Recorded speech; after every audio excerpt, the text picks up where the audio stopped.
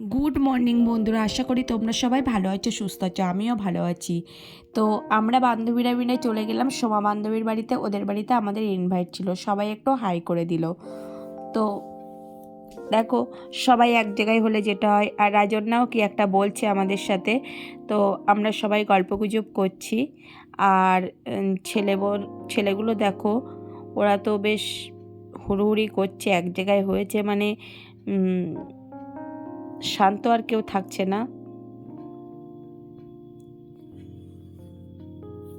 আর আমরা আমাদের মতো করে গল্প করছি। তারপরে আমি নিজেকেও একটু ক্যামেরা বন্দি করে নিলাম। তারপরে চলে গেলাম খাওয়ার জায়গায়।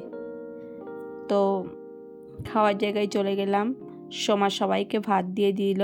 তো মেনুতে ছিল ডাল, পাঁপড়, চিংড়ি মাছের মালাইকারি, আর হচ্ছে চিকেন, স্যালাড, চাটনি, পাঁপড় আর রসগোল্লা। তো সবাই খাচ্ছে, সবাই আবার একটু হাই করে দিচ্ছে। 3টে বান্ধবী আর 4টে বন্ধু। তো আমরা খাওয়া দাওয়া করে আবার এলাম একটু গল্প করতে। বান্ধবীরা এক জায়গায় হলে তো গল্পের আর শেষ নেই। তো আমাদেরও সেটাই হচ্ছিল। তারপরে সবাই বলছিলাম যে গিফটগুলো খুলতে, কে কী দিয়েছে সেটা দেখার জন্যে। আর ইনভাইটটা হয়েছিল ওদের কিছুদিন আগে, ওদের বিবাহবার্ষিকী ছিল, তার কিছুদিন আগে সীতমার বার্থডে ছিল। তো সেই উপলক্ষে একসাথেই ইনভাইট হয়েছিল।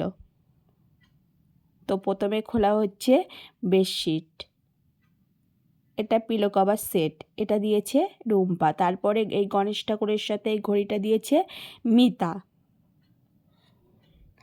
এই ব্যাগটা দিয়েছে জয়া। আর এই কাপ প্লেটের সেটটা দিয়েছি আমি। আর এই ফ্লাক্সটা দিয়েছে সৃজনীর মা। আর এই ফটো ফ্রেমটা দিয়েছে মৌসুমি। তো তারপরে আমরা বাড়ি এসে চলে গেলাম বাবার বাড়ির উদ্দেশ্যে রওনা দিলাম। তো এটা হচ্ছে হাসনাবাদ ব্রিজ। আমার বাবার বাড়ি হাসনাবাদ ব্রিজের ওই পারে। ব্রিজ থেকে আরও 20 মিনিট মতো যেতে হবে। আমি এর আগেও বলেছি। তো ঝিরিঝিরি বৃষ্টি হচ্ছিল, বেশ ওয়েদারটা ভালোই লাগছিলো হালকা হালকা ভিজতে।